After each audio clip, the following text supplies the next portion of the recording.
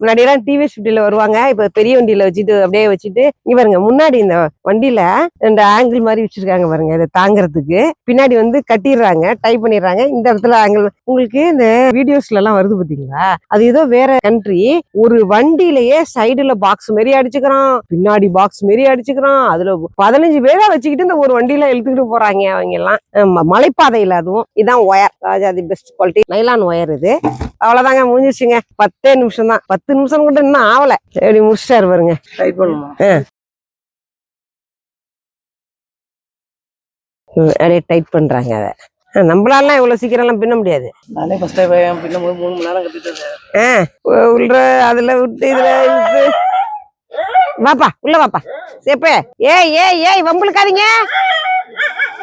ஏய் இங்க பாருங்க, நம்ம படைகள் 3 சேர்ந்துட்டு போய் ஒரு நாயை அட்டாக் பண்ணது பாருங்க.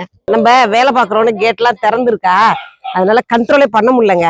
புடிச்சு கட்டிடணும்யா. நம்ம கூப்பிட்டோம்னா கண்டுக்காது. வெளியில போயிடுச்சுன்னா, வெளியில வந்துட்டாங்கன்னா அவங்க என்னமோ சுதந்திரம் அடைஞ்சிட்டதா அர்த்தம்.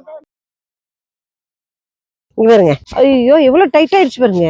இது முன்னாடி ரொம்ப நாள் முன்னாடி ஒண்ணு இருந்திருக்கு நம்ம வீட்டுல. மத்தவங்க எப்படி பண்ணிட்டாங்க தெரியாது, நம்ம இதுல இன்னொன்னு வருமா? இடையில கம்பி விட்டுருக்காங்களா?